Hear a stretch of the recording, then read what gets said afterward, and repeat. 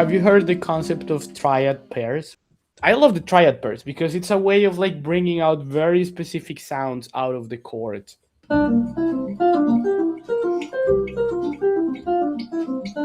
If you're playing a blues on C major, the first chord is going to be C7, right?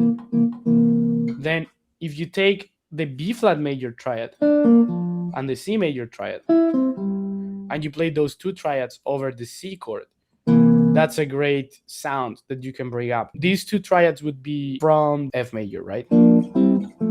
One thing that I like to do is like I'm gonna learn all the inversions of those two triads in one string set, and that's gonna be the pattern out of which I'm going to start to improvise. So if I put all of that together very slowly, it's gonna be B flat, second inversion, C major second inversion, then we have B flat root position, C root position, then B flat first inversion, C major first inversion. Okay, the first step is you want to get familiar with the pattern over a 4/4 bar, right? So I'm just gonna start with the simple pattern. 8 notes, da da da da da da, like.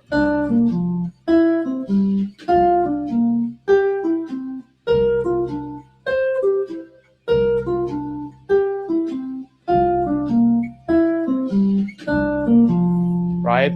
Now let's try 16 notes. So it's gonna sound like that. 3, 4.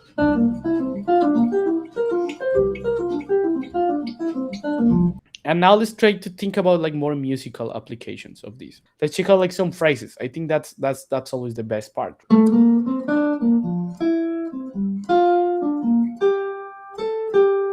As you know, you can have certain target notes. The way in which we are playing it right now is like you have the target note on the top. Right, so you will have, right? Very important to always be aware of what is the target notes that you're using, right? And then you can start to create endless variations, right? So you can start using the scale, you arrive to one of the notes, and then you continue with the phrase. You can do,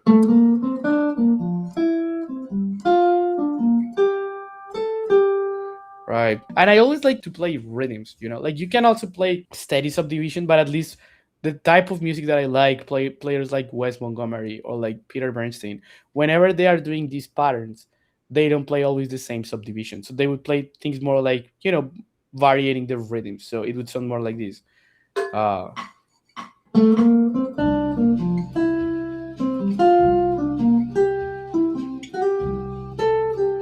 You can also do it like with the steady subdivision. It would sound like this. 1, 2, 3.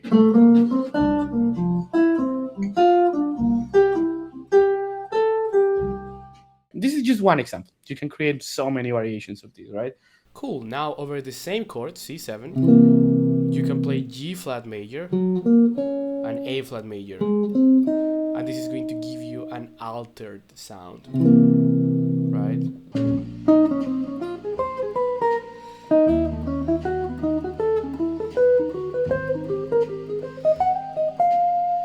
This is going to be the sharp 11, flat 7, and flat 9.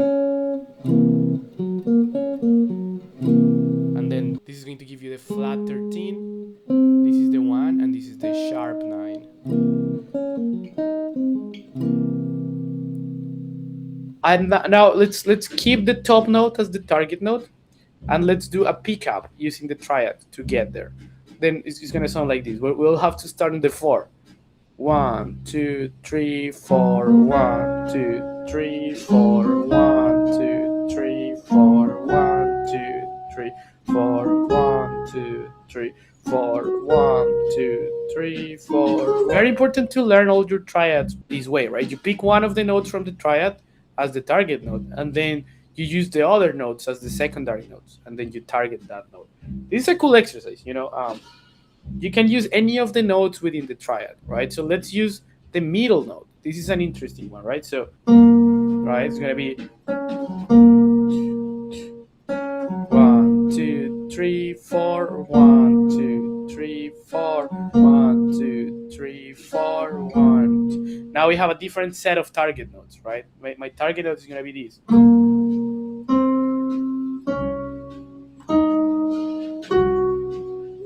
those are going to be my new target notes, right? It's the middle notes of those set of triads, right? So 1, 2, 3, 4, 1. Next one, 3, 4, 1, 2, 3, 4, 1, 2, 3, 4, 1, 2, 3, 4, 1, 2, 3. Now let's pick the lower note. 1, 2, 3, 4, 1, 2, 3, 4, 1, 2, 3, 4, 1, 2, 3, 4. You can target the 1 and the 3, right? If you play it faster, right? 1, 2, 3, 4, 1, 2, 3, 4, 1, 2, 3, 4, 1, 2, 3, right? And if you do that, now you know how to target every note from this set of triads, which is a great thing to have, right? Okay, now we have those two pathways, right? We can use the mixolydian sound and we can use the altered triad pair, right? Then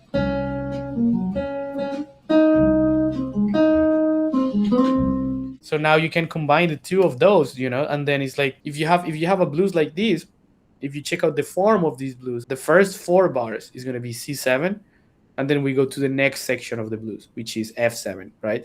So it's like one cool way of starting applying this is over the first 2 bars, I'm going to use the mixolydian pathway, and over the next 2 bars, I'm going to use the altered pathway to then resolve to F7. You can start to do this very thoughtfully at the beginning in a very small, simple way, uh, maybe by selecting 2 of the triads and then 2 of the next 2 triads, meaning the inversions, and then you resolve it. 1, 2, 3, 4.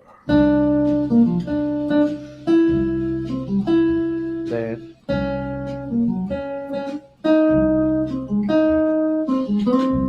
and then you resolve it to F, right? That's gonna sound like a resolution, right? But if you want a very clear resolution, you can use these 2 triads. You can do that, right? So if I do that, that would be way more clear.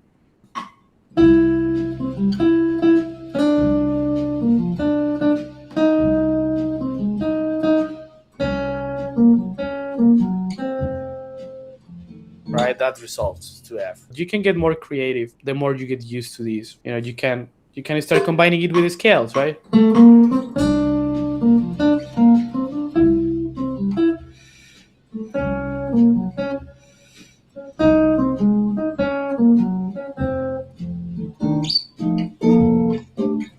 Right. Then I go to F. So this is kind of like an end goal, right? Of like I have those triads and then I start to create phrases using those triads.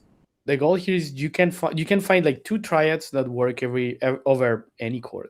Find the ones that you like. First, rather than trying to come up with things by yourself, my advice is always check out what the masters do, right? So check out what Kurt Rosenwinkel is doing and start there, right? Then try to create variations over the things that he is doing, and then you will come up with something that's unique to you, but that has a very firm ground. All of the things about my playing that I tend to like the most are things that come from that perspective. Let's move this to autumn leaves.